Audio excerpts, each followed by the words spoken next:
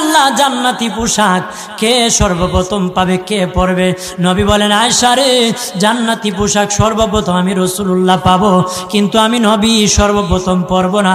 সর্বপ্রথম ইব্রাহিম খলিলুল্লাহকে জান্নাতি পোশাক পরানো হবে। কেন জানুনি?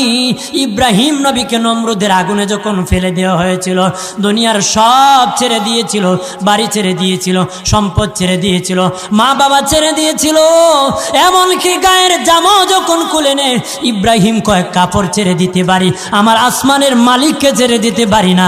ওই দিন আল্লাহ ইব্রাহিমের সাথে অঙ্গীকার করেছিল, ইব্রাহিম আজকে তোমাকে সকলের সামনে উলঙ্গ করে লজ্জায় ফেলে দিয়েছি ইব্রাহিম, তারপরে তুমি আমাকে ছাড়ো নাই। আমি কিয়ামতের দিন সকলের সামনে মুসলমান, বেঈমান, কাফের, নাস্তিক যারা তোমাকে উলঙ্গ করেছিল তাদের সামনে আমি আল্লাহ আনুষ্ঠানিকভাবে তোমাকে কাপড় পরায়া দিব।